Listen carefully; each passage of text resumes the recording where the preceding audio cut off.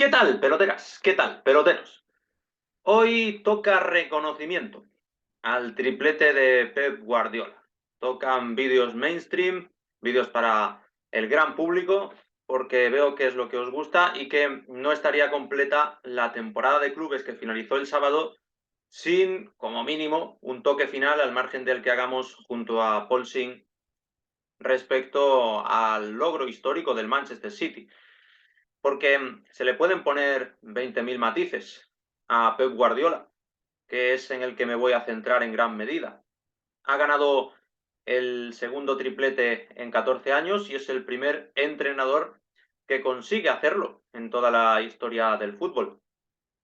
Que consigue hacerlo en dos ocasiones, claro está, porque que habían conseguido un doblete, teníamos un ramillete de otros 9 entrenadores, si no estoy equivocado, Ferguson, Luis Enrique, Stein, etcétera, etcétera, etcétera. Gus Hiddink, los del Ajax, Kovacs. Bueno, no es el primero y seguramente no será el último que lo consigue. Sí, el que lo repite, el que vuelve y repite, muchachos. Dos veces, como él decía el otro día, parece que hay cierto simbolismo, o al menos él se lo quiere encontrar, en que hace 14 años, y 14 es el número del difunto, del gran Johan Cruyff. Así que, bueno, puestos a buscar parentescos, coincidencias, relaciones místicas, ahí tenía eso guardadito el Pep Guardiola. ¿Y qué quiero hacer yo? Bueno, pues como es el primer entrenador que consigue dos tripletes y como además yo vivía el fútbol ya con el primero y con el segundo, con el Barça 2009, que todavía no lo he nombrado, pero bueno, lo voy a nombrar bastante a partir de ahora, no os preocupéis, y con el Manchester City 2023, me parecía oportuno hacer algo que creo que es bastante fácil que se te ocurra, pero que no he visto por ahí que lo haga nadie, que es comparar los dos onces, ponerlos frente a frente y a ver, claro, es que el tema es que en el actual Manchester City, por buen equipo que es, cómo no lo va a ser, yo creo que no resiste la comparación, pero ahora nos meteremos en detalles y quiero conocer, por supuesto, vuestra opinión. Siempre ya sabéis que deseo que se expanda el canal, que me difundáis los vídeos, que comentéis, que le deis a like, bueno, todo lo de siempre, pero además es que este vídeo es bastante opinativo y subjetivo, entonces quiero que me contéis dónde veis vosotros que pueda haber lucha, en qué posiciones entre el Barça 2009 y el City 2023. Lo voy a hacer con onces de gala, porque creo en esto sí, que el Manchester City 2023 tiene más fondo de armario que aquel Barça. Porque aquel primer Barça tenía de suplentes a Pedro, que apenas jugó ese primer año, se destapa al año siguiente. Tenía de suplentes pues al que no jugaba en el medio campo, un Keita, un Yaya Touré, en fin, estaba bien. Esos eran el jugador número 12 y número 13. En defensa tenías a Rafa Márquez, ya un poquito mayor. Pero yo lo que quiero hacer, por acotar, puesto que este Manchester City sí que tiene más fondo de armario, con todo un campeón del mundo, como Julián Álvarez, como Phil Foden, que el otro día no desentonó para nada, como Riyad Mahrez, que ni siquiera sale a veces del gran roster que tiene el City, es comparar 11 contra 11, que al fin y al cabo son los que juegan. O sea, voy a coger no los que jugaron las dos finales de Champions, sino los que a todas luces eran los 11 elegidos por Guardiola en aquella ocasión y en esta ocasión, siempre que los tenía disponibles a todos. Y obviamente en el tramo final de la temporada, porque las alineaciones van evolucionando desde el principio hasta el final, hasta que das con la tecla y encuentras el equipo con el que sí o sí ya te vas a jugar las habichuelas. Entonces, en portería sería Víctor Valdés contra Ederson. Personalmente creo que no hay color. Gana Valdés de calle, puesto que de no haber existido Casillas en su misma época, habría sido un portero que habría ganado el Mundial como titular con España, no tengo muchas dudas aquí tampoco. A lo mejor no había parado la de Robben, nunca lo sabremos. Otro dato que os quiero resaltar es que en aquel Barça, mirando las edades, todos los futbolistas, el 99,9%, y ahora diré la excepción, estaban en su mejor momento deportivo. O muy, muy cerca de su mejor momento deportivo. Se puede discutir en algún caso, pero yo creo que solo hay uno que claramente no lo estaba. Los demás se puede argumentar que sí. El lateral derecho sería Dani Alves contra Kyle Walker. Claro, es que mal enemigo le ha salido a Kyle Walker. Marcador fabuloso de Vinicius, pero es que con Dani Alves estábamos hablando del mejor lateral derecho de la historia. Era condenadamente bueno, guiño, guiño. Condenadamente portentoso. Dani Alves. En pareja de centrales, bueno, aquí vamos a medir a quién queréis que midamos, porque eran Piqué, Puyol contra Díaz y Kanji, o Díaz y Stones. Sí, porque lo que solía pasar era que en los días importantes acababa Kanji como lateral izquierdo. Entonces vamos a poner a Puyol contra Díaz. Es que aquel equipo era que parecía diseñado para ser un Dream Team. Mira que Rubén Díaz, quitando la temporada pasada, que para mí tiene lagunas en el Bernabéu, es prometedor, es portentoso. Es que yo era muy de Puyol. Es que Puyol mete el gol de España en semifinales del Mundial al año siguiente. Es que era todo coraje, todo garra, todo pundonor, y muchos decían que solo vivía de eso, que si no hubiera sido por eso, pues que no habría llegado lejos, pero me cuesta no elegir a Puyol, o sea que lo voy a elegir. Y el otro central que sería Piqué contra Stones, que muchas veces hace de medio centro, pero para sincronizar vamos a poner que era 4-3-3 aquel Barça y era 4-3-3 este City, aunque hay todos los matices que se quieran. Pero bueno, vamos a poner a Stones, que sí, que puede tener a su favor la polivalencia, pero es que aquel Piqué centrado, emergente, exuberante, una aparición celestial en el fútbol español, que no tenía rival. Encantado de volver a verlo, a Piqué, como diría Laporta. Y de lateral izquierdo, pues, a ver, aquí sí que podría haber matices. Aquí tendría una oportunidad el Manchester City en caso de, por ejemplo, que se hubiera sentado en su once de gala Joao Cancelo. Si me dijeras a Vidal contra Cancelo, te elegiría a Cancelo porque sería señal de que si se hubiera sentado en el once, habría aportado mucho a nivel ofensivo, habría jugado con la polivalencia de estar en derecha e izquierda, seguro que, ya digo, contabilizaría más goles y demás. Te habría elegido a Cancelo, pero es que a Vidal era una bestia física, era rocoso, no era efectivo, o sea, no era efectista, no hacía grandes virguerías, pero sí que era muy efectivo. O sea que, vamos, de momento los 5 del Barça. Después en el medio campo sería Busquets contra Rodri. ¿En qué es superior Rodri? Pues en que tiene más llegadas, sobre todo en las últimas temporadas. 7 goles en Premier, ha llegado a acumular, marcó en cuartos y en la final de la Champions. Si cogiéramos Champions 2009 de Busquets contra Champions 2023 de Rodri, igual por números te quedabas con Rodri. Pero es que yo creo que aquel Busquets, no el de la última década, pero sí aquel inicial, era superior a este Rodri en presionar, en ordenar al equipo, en visión de juego. Luego no llegaba nunca al área rival, se quedaba vigilando la espalda porque por delante ya veréis lo que hay. En fin, 6 de 6. Creo que, o sea, estoy intentando ser objetivo. Quizás me pueda la nostalgia, ahora me lo decís y podéis pensar, es que un gol de Rodri vale más que los no goles que metía Busquets en aquella temporada. Ya me diréis, ya. Yo espero vuestros comentarios, pero es que me parecía que era un Barça arrasador aquel 2009. Después voy a tirar Xavi contra Gundogan. Venga, va. Xavi contra Gundogan, pues es que aquí sí, Gundogan era superior como Rodri en llegada. Se puede hacer un paralelismo entre el Xavi contra Gundogan y el Busquets contra Rodri. Pero el control que te daban Busquets y Xavi, la capacidad de armar juego, de situar al equipo en campo contrario, es que era posiblemente el mejor jugador de la historia de España, el actual entrenador del Barça. Así que nada, yo creo que ya veréis, al final le voy a conceder un par de resquicios al Manchester City, hombre. Y luego Iniesta contra De Bruyne, es que De Bruyne encima esta temporada yo creo que siendo magnífico no ha vivido su mejor temporada.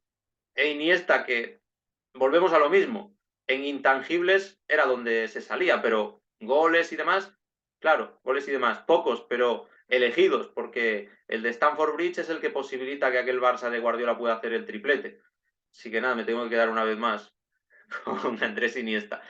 Después, es una desgracia para Bernardo Silva, el silbante doble contra el Real de Madrid, que le toque competir contra Messi. Es que si hacemos esto del 4-3-3, que lo tenemos que hacer para que el juego tenga un mínimo de sentido, tenemos que poner a uno frente a Dios, al Dios del fútbol mundial. Y Bernardo Silva es el que suele estar tirado más a la banda derecha. En cualquier otra demarcación, bueno, en cualquier otra no, pero en muchas otras, pues me habría generado muchas más dudas y me quedaría con Bernardo, porque me ha gustado mucho su tramo final de temporada, pero es que es Messi, entonces ya ahora os haréis cargo de mi elección.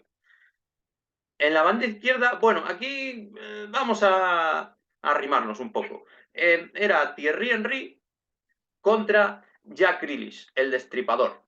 Y yo creo que aquel Thierry Henry bueno, Thierry Henry, si queremos ser francófonos a tope, que ya tenía 31 años, lo he mirado, ya no estaba precisamente en su mejor momento. O sea, seguía siendo un gran futbolista, pero no era el del Arsenal, no era el de los Gunners invencibles de Arsène Wenger de las temporadas 2002 a 2004.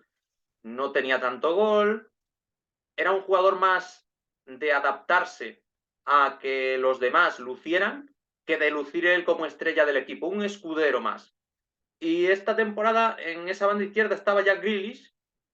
Y bueno, fijaos, porque yo en la vida cotidiana soy más de quedarme con el que mete los goles que con el de los intangibles. Pero creo que para analizar este tipo de equipos hay que guiarse más por las sensaciones que por los números. Porque por los números hay muchos equipazos en el siglo XXI y ahora nombraré a otros. Pero ¿qué te evocaba cada uno de estos equipos? O sea, ¿cuán sensación de invencibilidad te aportaba cada vez que veías a esos equipos por televisión? Por eso estoy quedándome más con intangibles que con goles. Así que, venga, con toda la polémica y las dudas del mundo, y admitiendo que admite mucho debate, más que quizás ninguna otra elección, me voy a quedar con Grealish frente a aquel Henry por el hecho de que Henry iba muy a menos. El Henry del Arsenal no habría tenido discusión, pero el que vino al Barça, bueno, vamos a elegir a Jack Grealish, va. Que además estas últimas horas ha dado que hablar con la melopea que llevaba encima, uno de los nuestros. Si le faltaba algo, y mira que yo no bebo ni una gota de alcohol, pero por hacer la gracia vamos a quedarnos con Grealish. Y arriba entre Haaland y Eto'o, ojo que Eto'o no voy a decir que estaba infravalorado, porque si salió al año siguiente y llegó Ibrahimovic al Barça, no fue por motivos deportivos, lo dijo el propio Pep Guardiola, que había sido cuestión de feeling. Y Haaland no ha metido ningún gol en la final de Champions, ni en las semifinales de Champions. Eso sí, había metido 12 antes. Mientras que Toya en 2009 era la segunda final de Champions en la que metía un tanto. En 2006, sin Guardiola, con Rijkaard, había marcado el primero contra el Arsenal y en 2009 facturó contra el Manchester United en una final que gana el Barça por 2-0. El triplete lo completa, pues, por ejemplo, con un 2-6 en el Bernabéu y con un 4-1 al Athletic de Bilbao en la final de Copa. Pero claro, es que Haaland ha metido más de 50 goles en toda la temporada. Es que es una locura. Es que lo mismo que os decía con otros jugadores, si a Eto'o le hubiera tocado competir contra otro delantero, me quedaría con Eto'o. Pero es que me tengo que quedar con Haaland. Así que, bueno, me han salido los dos últimos del City. Creo que el de Grealish es discutible. Creo que el de Haaland no es tan discutible por mucho que no haya metido en semifinales y final por la capacidad de intimidación que ha poseído en esos partidos. Así que el once ideal de los dos tripletes de Guardiola, para el que se puede decir que siempre ha tenido con grandes equipazos, que siempre ha gozado de mucho dinero para fichar a su antojo, pero que es el único entrenador de la historia que lo ha conseguido, estaría formado por Víctor Valdés, Dani Alves, Puyol, Piqué, a Vidal. Aquí hay alguna duda, pero bueno, esa es mi elección. Busquets, Xavi, Iniesta. Insisto, siempre en contexto 2008-2009 frente a 2022-2023. Y arriba tendríamos a Messi, a Grealish y a Haaland. No está mal el equipazo. No sé vosotros con cuál os quedáis. Y una última reflexión, porque una cosa de las que se está hablando, o penúltima reflexión, de la que se está hablando mucho estos días es del dinero árabe y demás. Bueno, Es que Madrid y Barça siempre han gozado de privilegios también del Estado para fichar y principalmente aquí lo que nos gusta es hablar de fútbol, porque yo de economía no entiendo y de fútbol pues tampoco entiendo mucho, pero sí que, como podéis ver, tengo buena memoria e interés por documentarme. Así que hablamos de fútbol. Y por último, me gustaría cerrar preguntándoos y haciéndoos partícipes una vez más, esto es fundamental, de en qué ranking de equipos del siglo XXI, en qué posición colocaríais al actual Manchester City. Confieso que para mí aquel Barça era el mejor equipo que hemos visto en este siglo.